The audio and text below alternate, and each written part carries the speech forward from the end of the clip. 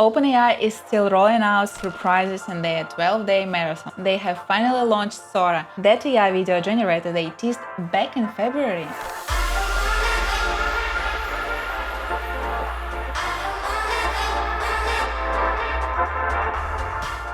So, is Hollywood shaking in its boots? Ha, not really. The quality about the same as other AI generators out there.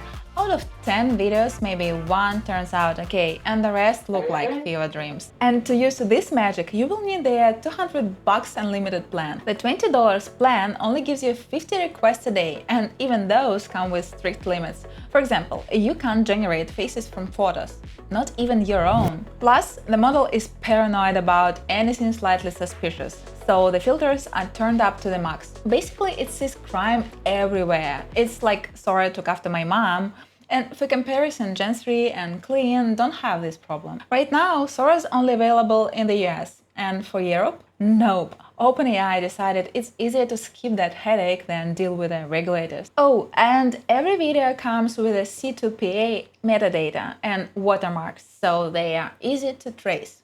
OpenAI might have been one of the first to dip into AI videos, but right now they are losing ground to smaller companies and open source projects. On a brighter note, OpenAI also seriously updated Canvas.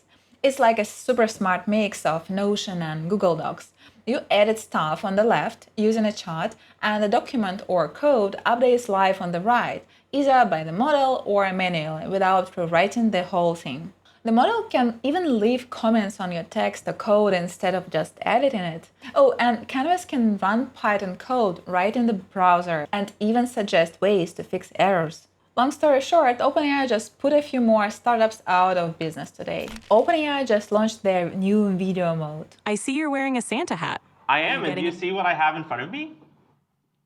Yes, I see a coffee setup with a kettle and a dripper.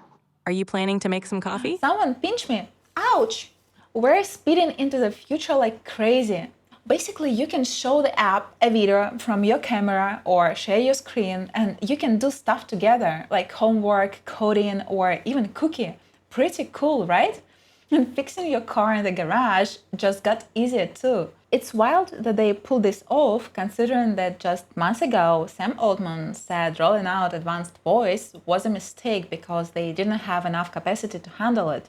And now they're doing video, which is way more demanding. Oh, and ChatGPT now has a Santa you can chat with.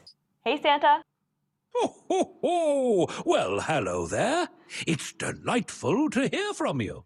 What's interesting is that this launch happened the day after Google dropped their big update, including a streaming API. Gemini can now process both audio and video in real time from your camera or screen share and even respond with voice. This thing can generate images, code, text, and audio in multiple languages. It's way cooler than any of its earlier versions, and the new Gemini doesn't need external tools to create images. It can do it all on its own.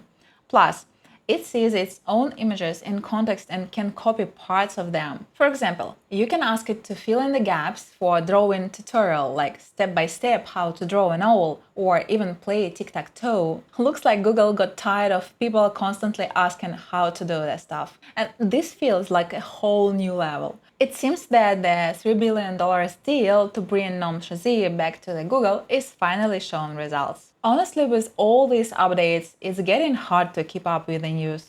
And here is one last OpenAI update for today. They're teamed up with Apple for deeper ChatGPT integration across all Apple products. For example, you can now ask ChatGPT questions instead of Siri, no subscription needed.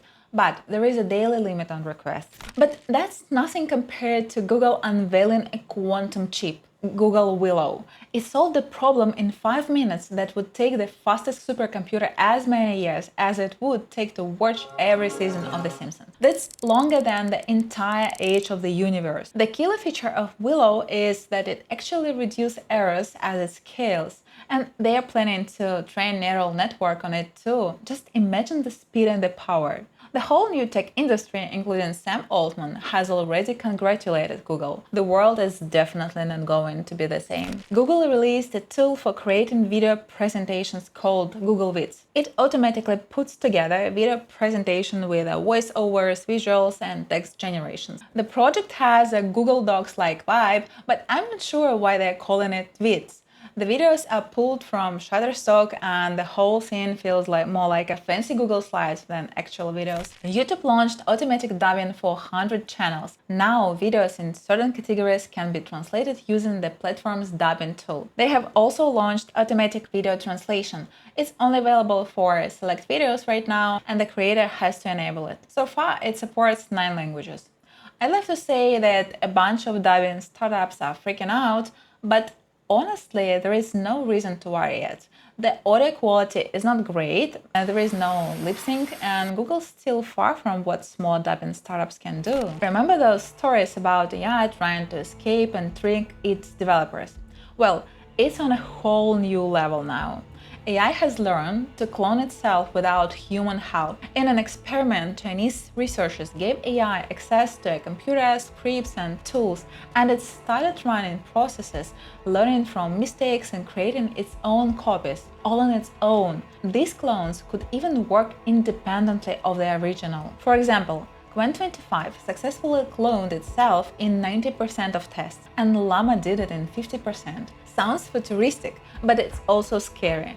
The clones can be fully controlled, and bugs or vulnerabilities in the original can be spread. Experts like those at OpenAI and Google call this a serious threat. They are saying experiments like these need strict limits, strong controls, and always a kill switch to prevent chaos. While OpenAI and Google are showing off their new stuff, open source projects are not falling behind.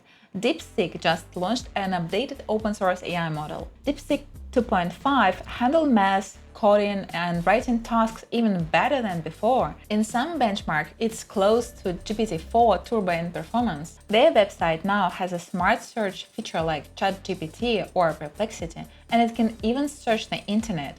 Honestly, it works pretty well. You can try it out on their website or set it up on your own computer. That's all for today. See you next week.